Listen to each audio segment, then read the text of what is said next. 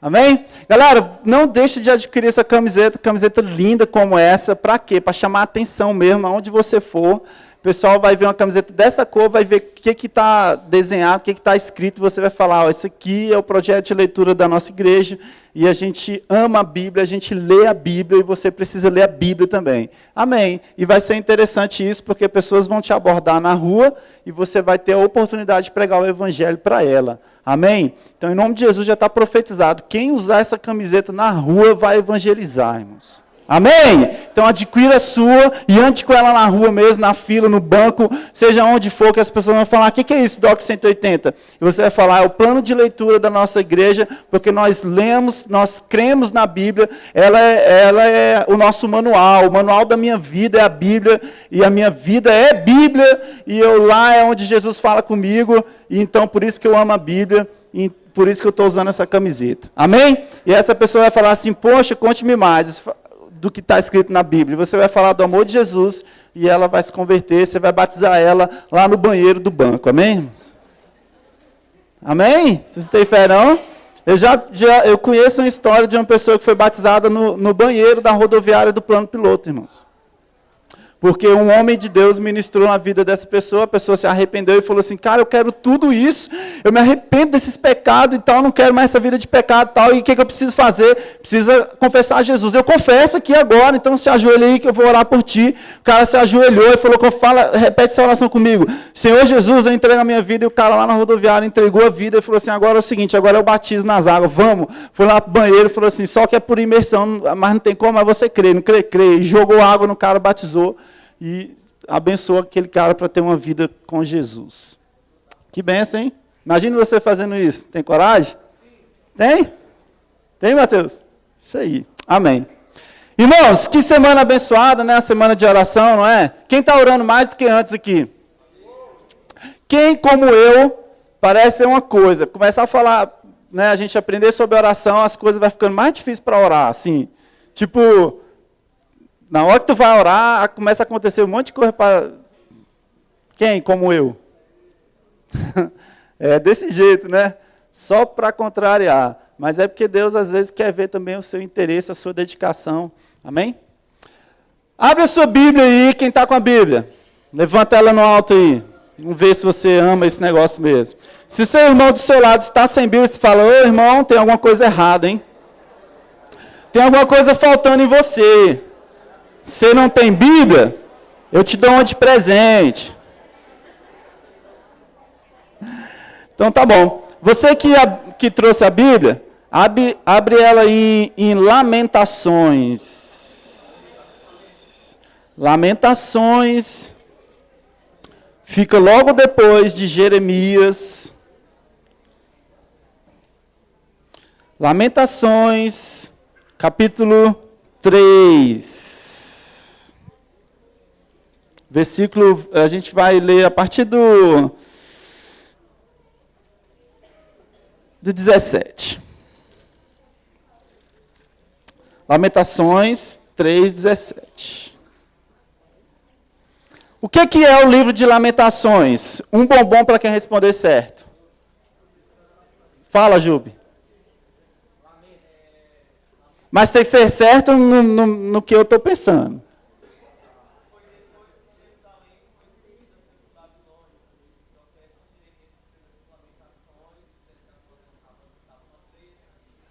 A treta. É? Tá. Tudo certinho que você falou, mas o que é o livro Lamentações? Lamentos? Hã? Falou o quê? Lições? Tá bom. Eu posso melhorar essa pergunta. Não sei como, mas vou dar a resposta que eu queria. O livro de Lamentações são poemas. Quem sabia disso? 5 poemas, ó, já acabou de abrir aí, né? Bonito. São poemas, irmãos. Poemas, e aí, exatamente no contexto aí que o Júlio falou. Segura aí em Lamentações, eu quero contar uma história para vocês. Uma vez, a dona Glória, uma mulher muito rica, muito rica, rica demais. Rica, rica, rica, de maré, maré, maré. É maré, maré, né? Sei lá. Muito rica, Dona Glória era. E aí, então, de repente, William, o marido da Dona Glória, fica doente. O cara pega uma doença terrível e a Dona Glória começa a gastar todo o dinheiro que ela tem no tratamento da doença do seu esposo, do seu marido. De repente, o que acontece com a Dona Glória? Perdeu toda a glória que tinha. Fica pobre. Ela perde todo o seu dinheiro no tratamento do marido dela. Tudo que ela tinha, todas as riquezas da Dona Glória se foram, porque o marido dela contraiu uma doença tão terrível, tão terrível, tão terrível, e aí então ela começou a gastar o dinheiro que tinha, esperando que houvesse a cura do marido dela, e aí ela se viu de uma noite para o dia, praticamente, pobre de marré, marré, marré. Tinha perdido tudo o que tinha. Irmãos, sabe quando isso acontece? Isso é natural acontecer, viu, irmãos? Isso acontece muito mais do que a gente fica sabendo. Mas olha só, sabe quando acontece coisas na sua vida assim, que está tudo muito bem, está tudo muito legal, de repente então tudo se transforma, o dia se transforma em noite, as coisas que estavam tudo legal, começa a virar um terror, galera. Sabe quando você está assim, bombando, todo alegre, feliz, por várias coisas que está acontecendo legal na sua vida, de repente, de um dia para o outro, tudo começa a andar no sentido contrário. E aí você fala, rapaz, estava tão bem, estava bom demais até para ser verdade.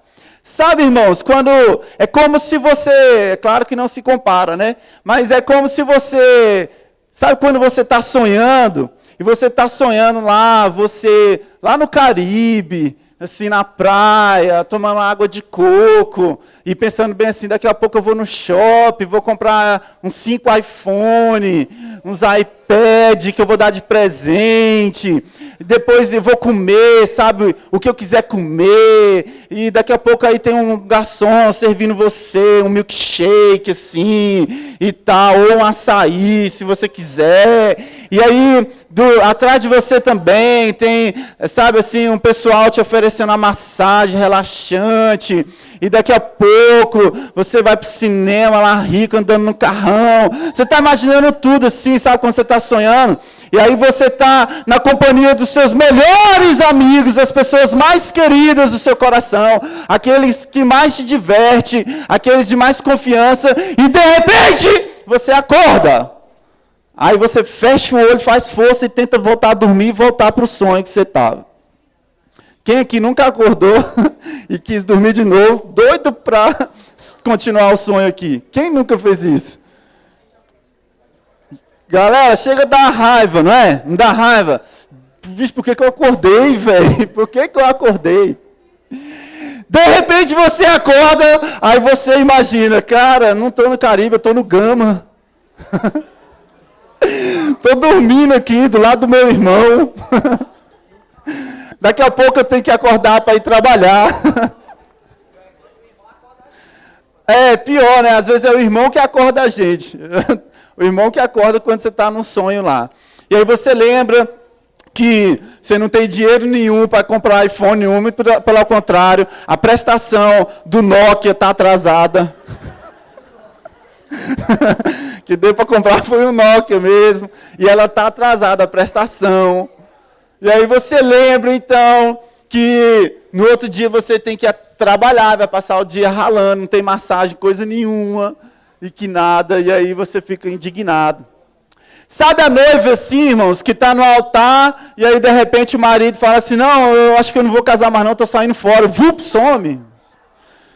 E todo aquele sonho, aquela coisa maravilhosa, aqueles preparativos todos, sabe, aquele vestidão que foi alugado, aquelas coisas maravilhosas, daminha de honra que veio andando e tal, trazendo não sei o quê, a outra que veio trazendo aliança, às vezes não sei o quê e tal, não sei o quê tudo, a igreja toda enfeitada, e tal, a viagem já paga, já, entendeu tudo, e de repente se o marido pegar e falar assim no altar, na hora que o pastor perguntar, e aí meu filho, você assume fazer essa mulher feliz pro resto da tua vida? Ele fala assim, pastor, não, acabei de mudar de ideia, estou vazando.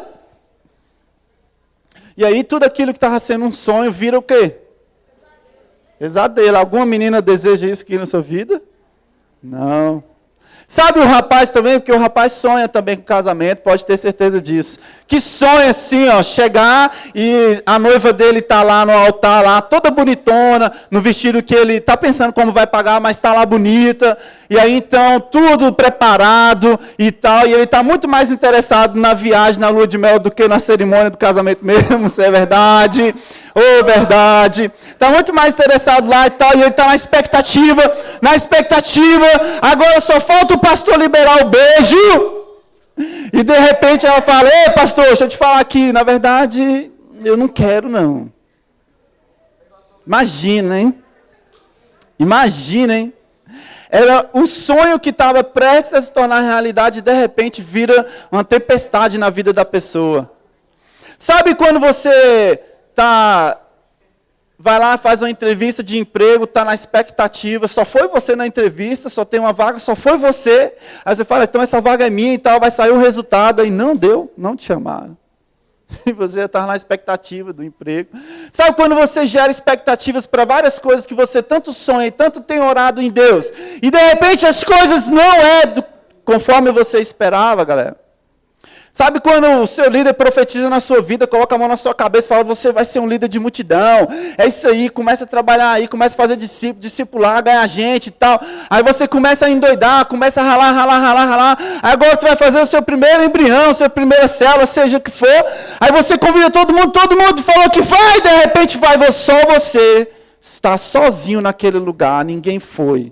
E aí toda aquela expectativa vira um terror na vida da pessoa. Todo aquele sonho que o líder tinha profetizado, então, de repente, virou o quê? Virou um pesadelo. Irmãos, em diversas situações das nossas vidas, num piscar de olhos, tudo aquilo que a gente está se amarrando em viver pode se tornar um pesadelo. E não só em sonho, mas na vida real também. O profeta Jeremias tinha recebido uma missão de Deus. Deus tinha falado para Jeremias o seguinte, fala para aquele povo de Judá, que esse povo são um idólatra, que eles estão adorando outros deuses. Fala para esse povo que esse povo é um povo desobediente, que eles são desobedientes. Fala para eles que eles se desviaram do caminho que não era para desviar, e a minha ira virá sobre a vida deles por causa do pecado deles, e eu vou destruir tudo que há, e a vida deles vai ser outra. O profeta Jeremias tinha então, se Deus deu uma missão para Jeremias, é porque Jeremias tinha um relacionamento com Deus, sim ou não? Sim ou não? Jeremias tinha um relacionamento com Deus, então, e aí ele devia estar assim muito bem. E é claro que ele estava bem. Por quê? Porque o templo de... Nossa, ficou silêncio, que bênção. O templo de Jerusalém, irmãos, estava lá construído. A cidade era maravilhosa, tirando o pecado. Mas tinha tudo para dar certo. Tinha tudo para ser muito bom. Tinha rei, tinha príncipe, tinha sacerdote, tinha templo. Tinha tudo para dar certo, irmãos. Mas aquele povo tinha desviado dos caminhos do Senhor. E então Jeremias, que tinha acabado de receber uma missão de Deus, num piscar de olhos, da noite para o dia, então Jeremias estava se lamentando. Por quê? Porque tudo aquilo agora estava em ruínas. Tudo estava em ruínas. Então olha só qual era a situação de Jeremias. No verso 20, ou no verso 17 aí, ó, do capítulo 3 de Lamentações. Olha só, Jeremias, e aí alguns estudiosos entendem que esse livro de Lamentações foi escrito por Jeremias. Outros estudiosos ainda ficaram dizendo que o autor é desconhecido. Mas alguns acreditam que é Jeremias, eu também acredito também. 17. Já não sei mais o que é paz, e esqueci o que é felicidade. Não tenho muito tempo de vida, e a minha esperança no Senhor acabou. Eu lembro da minha tristeza e solidão, das amarguras e dos sofrimentos. Penso sempre nisso e fico abatido. Dá para imaginar a situação de Jeremias, irmãos? Você consegue imaginar a situação de Jeremias? Situação de Jeremias? Você consegue imaginar isso, irmãos? Uma pessoa que já não sabe o que é felicidade mais. Que falou que a minha esperança no Senhor acabou. Irmão, deixa eu te falar, quando a última esperança nossa é quem? É Deus, né? Porque primeiro que a gente não tem que botar a esperança em ninguém. Em ninguém. A nossa esperança é Deus. E essa pessoa está num lamento tão profundo que a única esperança que era no Senhor tinha acabado. Pensa na situação, na deprê desse cara. Sabe por quê, queridos? Exatamente por causa disso. Não tinha mais templo, não tinha mais, aquele lugar não tinha mais príncipes, não tinha mais reis, não tinha mais sacerdotes. Todos, então, nesse exato momento, estavam escravizados. Escravos, tinham virado escravos. Estavam todos escravizados por causa do pecado que eles estavam ali cometendo há muito tempo. E a tristeza desceu sobre aquele lugar, sobre a vida daquelas pessoas. A tristeza de quem, agora há pouco, estava ali conversando com Deus. E se estava conversando com Deus, irmãos, e até mesmo pela história de Jeremias, então, da noite para o dia, tudo se transforma, vem a tempestade, começa a andar uma nuvenzinha assim, né, na cabeça. E aí, então, só lamento. Só sobra o quê? Só lamento. A angústia é tão ruim, irmãos, que ele fala assim, eu lembro da minha tristeza e solidão, das amarguras e dos sofrimentos. Penso sempre nisso, abatido. Irmãos, olha a opressão que essa pessoa estava vivendo. Olha a opressão para uma pessoa escrever um poema como esse. Não consegue esquecer das seus amargos sentimentos, da solidão que estava. Estava vendo uma reportagem essa semana, que é da reportagem aqui de Brasília, aqui, né, que eles fazem um teste de que, amor? De DNA. É DNA? É, né? Aí, então, a repórter perguntou para a menininha assim, que o pai estava dizendo que achava que ela não era a filha dele. Aí a repórter perguntou, qual é o seu sentimento em relação a isso? Aí ela falou assim, alegria, mas ela falou alegria, eu creio, porque a irmã mais velha tinha falado alegria antes. Ela falou alegria e solidão. E solidão. Sabe quando você expressa os seus sentimentos por aquilo que você está vivendo, e geralmente esses sentimentos são sentimentos contrários do que aquilo que que disseram que você ia ter. Você aceitou Jesus, descobriu o caminho e disseram para você que, agora você é filho de Deus, agora você, sabe, você vai romper, você vai ser abençoado, e tal, você vai abençoar outras pessoas também, e tal, e de repente, essas palavras todas parece que foram só propaganda enganosa, e a única coisa que você sente é uma solidão, uma opressão, uma dificuldade em se alegrar. Você começa a se tornar uma pessoa trancuda, que não sai um sorriso do seu rosto, que não jubila com nada, que não vibra com nada, que não mal bate palma na igreja. E começa a se sentir oprimida cada dia. Só que isso nem você consegue explicar. De repente estava tudo bem, e aí então, de repente, tudo se tornou terrível na sua vida. Às vezes tem coisas que você não sabe nem falar. O que você tem? Não sei. Mas o que você está sentindo? Não, estou me sentindo muito mal. Mas o que foi? Não sei. Não sei. Me sinto sozinho, mas com tanta gente perto de você, eu me sinto sozinho. Na verdade, dá vontade de ficar em casa sozinho mesmo. A vontade que eu tenho não é nem de sair de casa. A vontade que eu tenho é de me isolar. O último lugar que eu quero estar quando eu estou assim é na igreja. Sabe quando as coisas te oprimem e você não sabe nem explicar o porquê, como é que é, da onde que veio, sabe lá o que é? Irmãos, isso é passível acontecer. E aí, sabe qual o problema que tem acontecido hoje? É que muitas pessoas estão vivendo fases como a de Jeremias.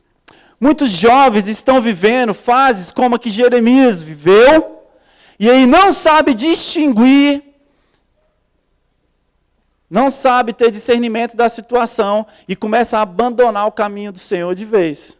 Primeira coisa que vem na cabeça é o quê? Ah, não, velho, eu vou sair fora disso aqui.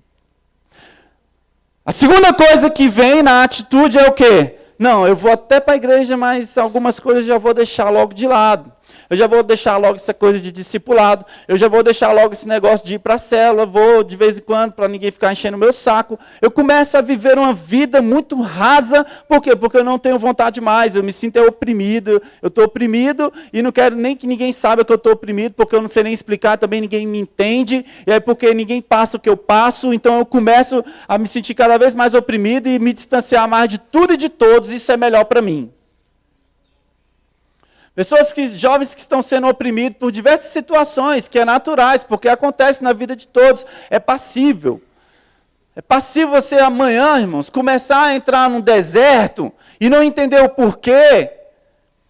E se você não entender, irmãos, que pode ser uma fase na sua vida para trazer crescimento, ou seja lá o que for, se você não entender isso, você começa a pensar em largar o Senhor, largar os caminhos de Deus.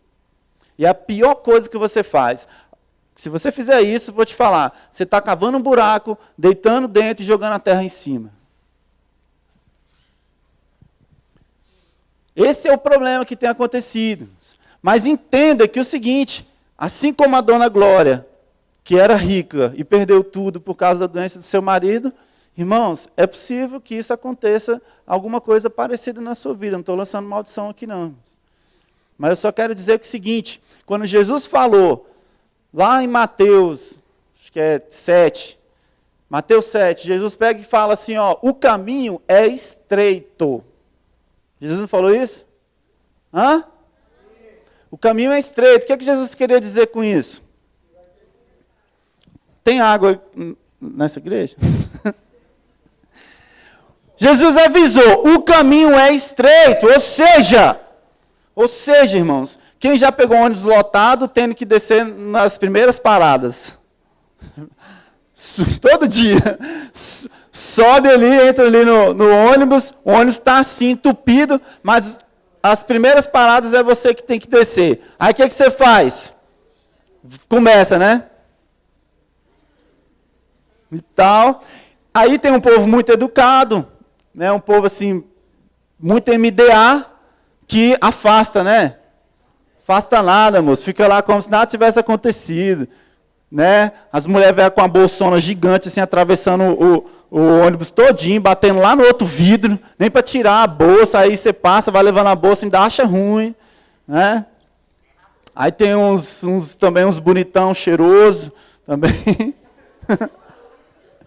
Cheirosão, assim, com aquele perfume da Avanço, passou logo pela manhã cedo.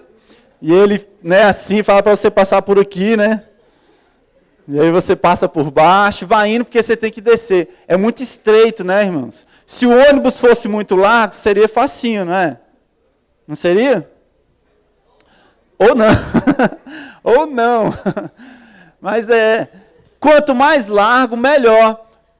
Mas preste bem atenção, irmãos. Se Jesus falou que o caminho era estreito, é porque poucos vão suportar esse caminho.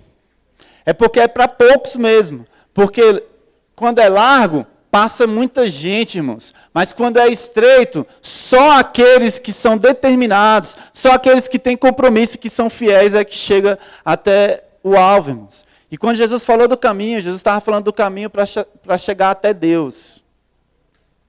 Sabe por que é estreito também? Esse caminho que Jesus falou? Porque quanto mais estreito, mais próximos estamos. E Jesus, quem é o caminho? Ele é o caminho. E ele está falando o seguinte, ó, é estreito, vamos nos estreitar aqui, ó, nós dois juntos. Jesus quer ter uma aproximação sua com Ele. Jesus quer ter um relacionamento bem próximo com Ele. Por isso que é estreito, porque se fosse largo, você passar e não estava nem aí para Jesus.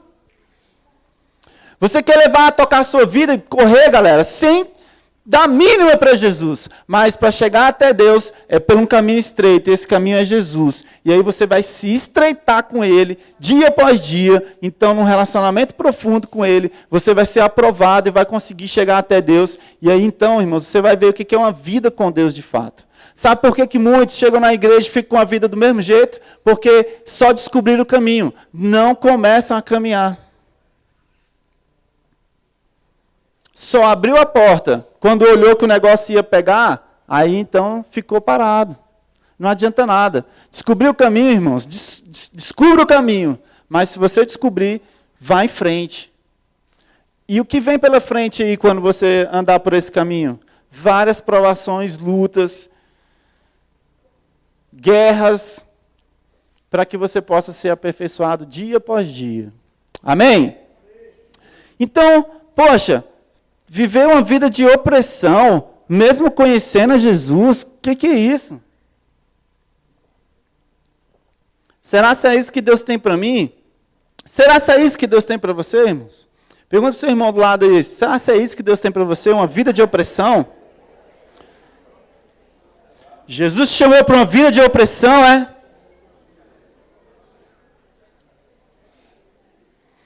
Vamos ler aí o verso 21. Vamos ler o 21? Bora.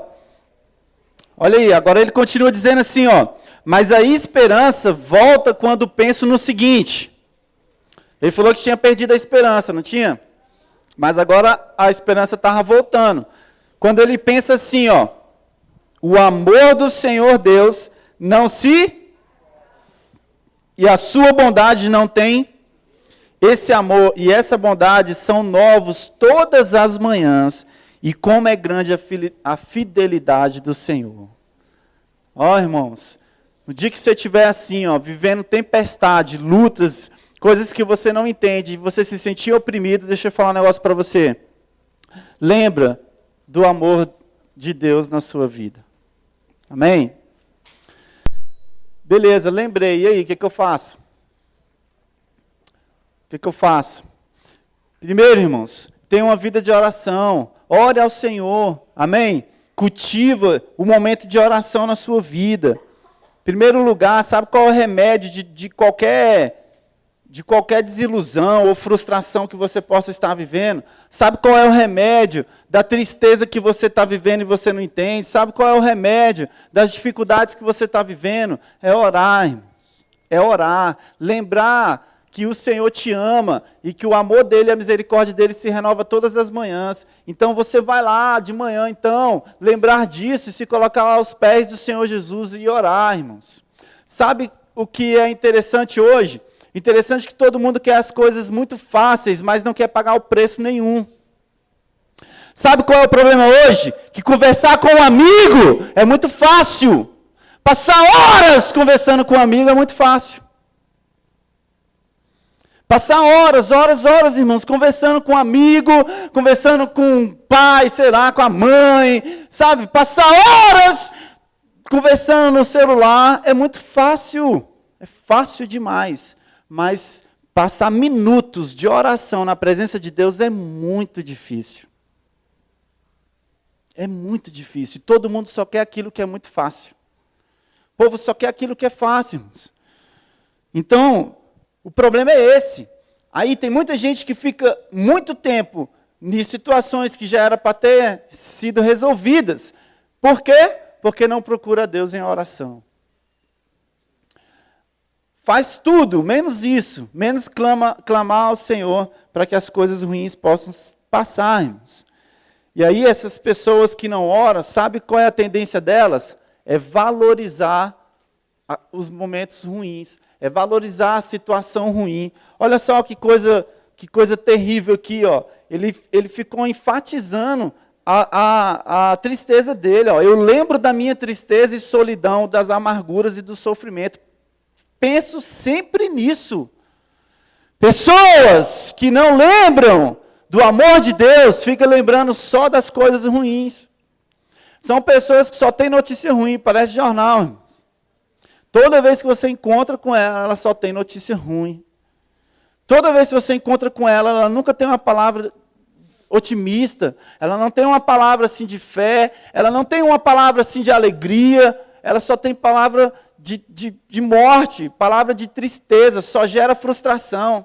São pessoas que não conseguiram se resolver em algumas coisas, e então começam a botar areia em tudo. Pessoas que estão feridas com a igreja, sei lá, com o que for, e aí então você chega perto dela, se você ficar por muito tempo, você sai cheio de pereba também.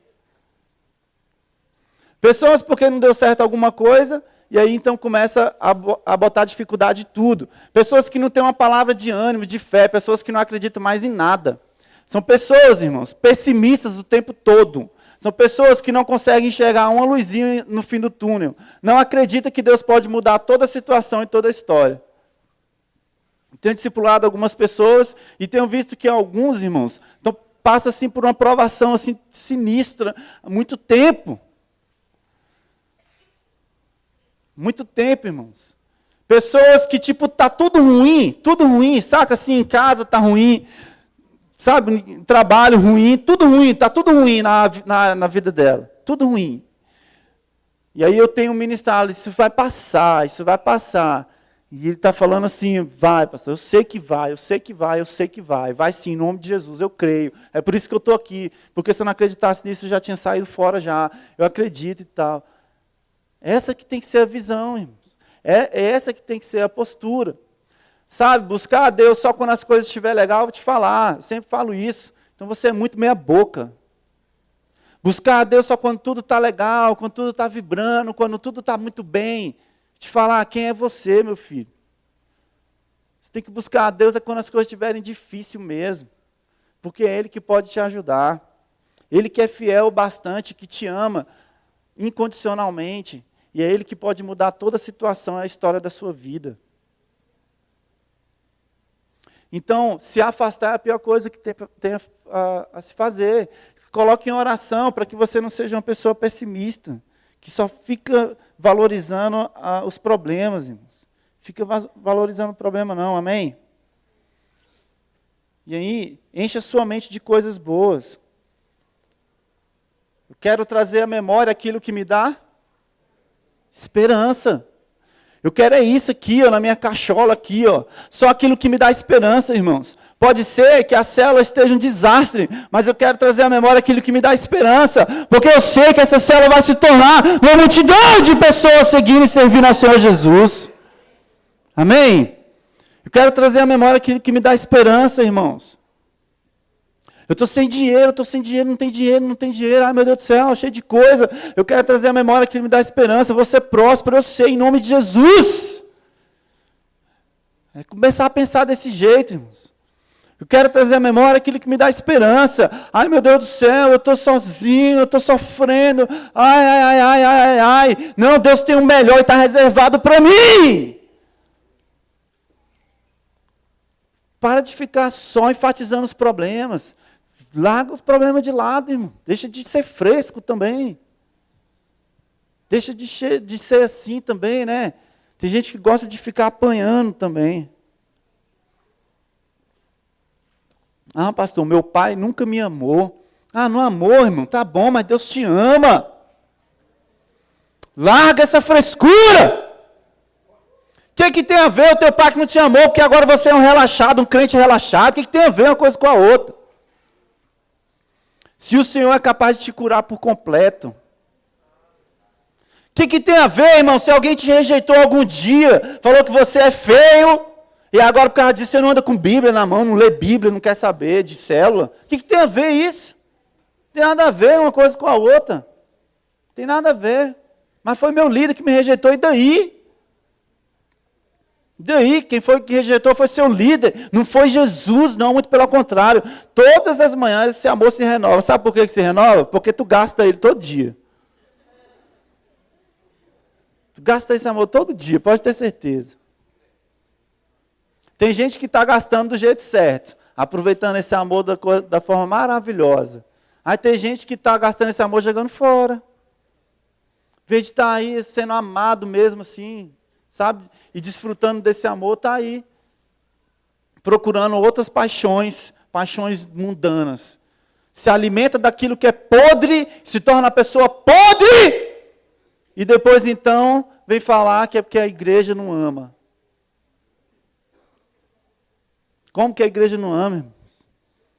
Como que a igreja não ama se a igreja é a noiva do Senhor? E toda noiva ama o seu noivo. A Leandra me ama e eu estou muito feliz por isso.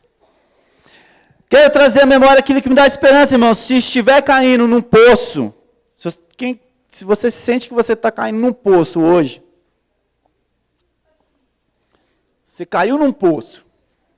Estava tudo bem, você estava andando no jardim e tal, jardim muito lindo, cheio de flores perfumadas, nossa, os pássaros voando, a coisa mais linda, aquele vento maravilhoso, aquela paisagem linda, de repente você pega e caiu num poço.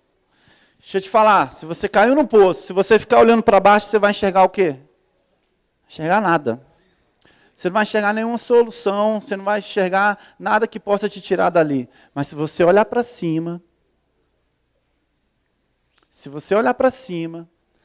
você vai enxergar a saída.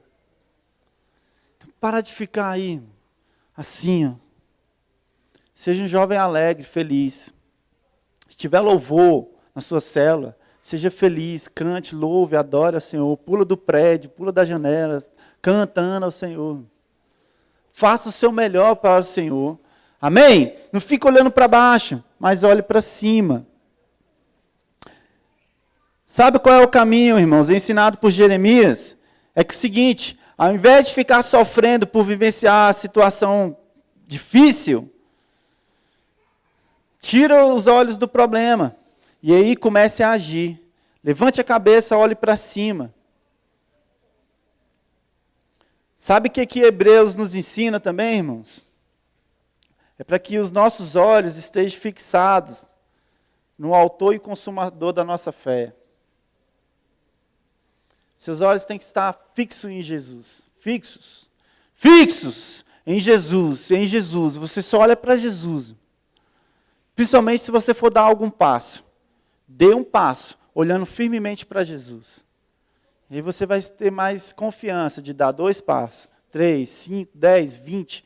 Então a sua vida começa a andar. E você sempre fixando os seus olhos em Jesus. Mas me deram um empurrão, ou me acertaram aqui, ou tentaram me derrubar, mas os seus olhos estão fixos em Jesus. Amém, queridos? E para terminar, olhando para Jesus, as coisas mudam. Olha só o que o apóstolo Paulo diz: enchei-vos do Espírito, falando entre vós com salmos, entoando e cantando de coração ao Senhor, hinos e cânticos espirituais. Você quer sair do poço, irmão? Então você precisa orar, tirar os seus olhos dos problemas e encher o seu coração da esperança no Senhor Jesus. Aí você vai sair de qualquer situação, amém? Pastor, por que tudo isso? Aonde que eu quero chegar com tudo isso? Irmãos, que eu falei aqui. Eu estou terminando, pode o Ministério do Louvor até vir. Onde que eu quero chegar com tudo isso? Quero chegar para falar para você que é o seguinte, querido. Se você, numa situação onde você se sentir oprimido, se você não conseguir sair dela, você vai se tornar um opressor.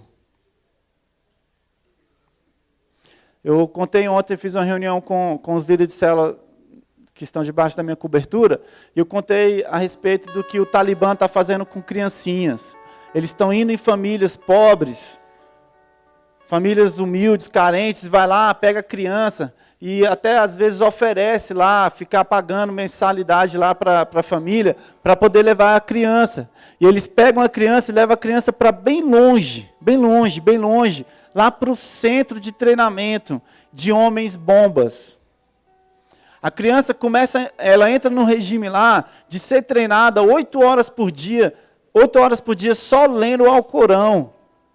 E aí então elas começam a entrar no treinamento, elas aprendem a usar uma metralhadora, elas aprendem a usar uma granada, e elas estão sendo ensinadas todos os dias a odiar as pessoas que deixam o islamismo. Elas são treinadas a odiar todas aquelas pessoas que então se voltam contra o islamismo. Elas aprendem a odiar os cristãos. Essas crianças todos os dias estão sendo treinadas. Elas não têm acesso à internet, à rádio, à televisão, nenhum outro meio de comunicação. Elas só têm acesso ao Alcorão e elas estão lendo esse Alcorão 8 horas por dia, obrigadas a isso. A família não tem mais acesso a essas crianças porque a família pobre não sabe.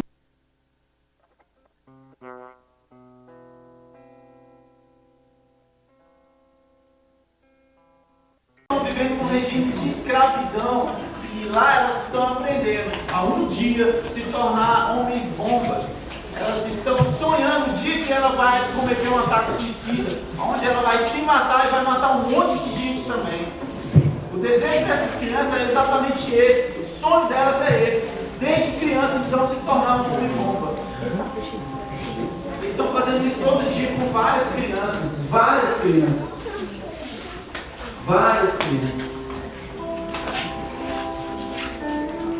Sabe qual é o problema de tudo isso, então? O problema de tudo isso é que nós aqui, que não estamos em um regime de escravidão como essas crianças, nós temos a pura liberdade de ir e vir fazer o que quiser. Se você não quiser ficar mais frequentando essa igreja, ninguém vai te obrigar.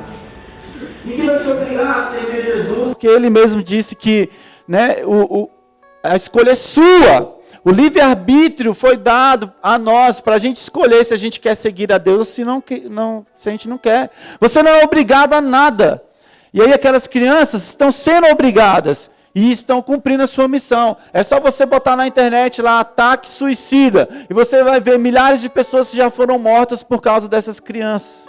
Que um dia então se tornaram jovens e aí botaram uma câmera na sua frente e gravaram um vídeo se despedindo de todo mundo. A gente que tem a liberdade, é difícil a gente, na primeira opressão, na dificuldade que a gente enfrenta, a gente abandona Cristo. A gente logo pensa em sair do caminho. A gente logo pensa em abandonar tudo. Por que tu não abandona o seu relaxo dentro de casa? Por que você não abandona os seus amigos que não te levam a nada? Por que você não abandona seu emprego, seja lá o que for, mas você só pensa em abandonar Jesus?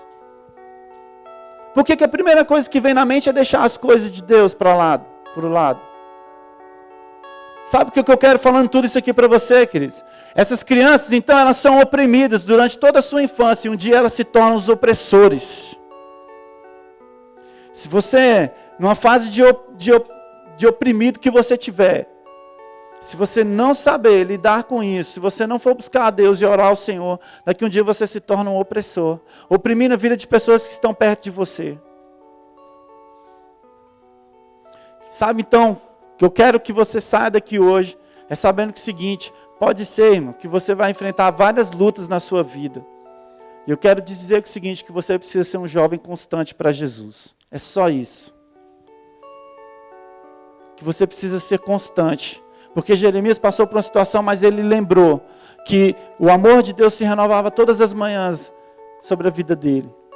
Eu quero que você, independente da situação que você está vivendo, ou que já viveu, ou que possa viver, que você seja um jovem constante, que você esteja sempre nessa cadeira disposto aí a ouvir, para que o Senhor possa falar no seu coração, porque Ele quer pegar você e fazer você falar para a vida de muitos outros jovens aí, para tirar esses jovens de uma vida de opressão, para que esses jovens estejam sentados do seu lado aí, mas eles não estão aí ainda, porque você ainda está pensando que dia que você vai sair desses probleminhas que você está vivendo. Você já até pensou, já quis bombar em tudo na sua vida, mas quando você fala assim, agora eu vou, aí começa um monte de dificuldade, você fala, agora eu não vou mais. Você tem que ser constante, porque o compromisso que você faz não é comigo, o compromisso que você faz é com Jesus. Você entregou a sua vida? Não foi para mim, foi para Jesus Cristo. Você fez uma aliança? Não foi comigo, foi com Jesus Cristo. O seu compromisso, a sua vida está entregue para Ele, você não te pertence mais. Sua vida agora é dele e é Ele que tem que ditar todas as suas atitudes e a sua caminhada. Nunca pense em largar o Senhor, porque você precisa ser constante, ainda que você passe por uma situação difícil, como Jeremias passou, uma situação totalmente oprimida, ainda que você não consiga mais enxergar nenhum líder, nenhum sacerdote na sua vida, nenhum rei, nenhum príncipe, nem alguém que possa te dar uma palavra de ânimo. Deixa eu te falar, lembre que o Senhor te ama todos os dias, a misericórdia dele se renova a cada manhã, e você tem sempre uma nova chance de falar: Senhor, eu quero recomeçar tudo de novo, nem que seja. Mas eu não largo o Senhor para nada. Eu não penso, eu não quero, eu não vou, eu não largo Jesus, porque eu amo o Senhor acima de todas as coisas. Queria que você ficasse de pé.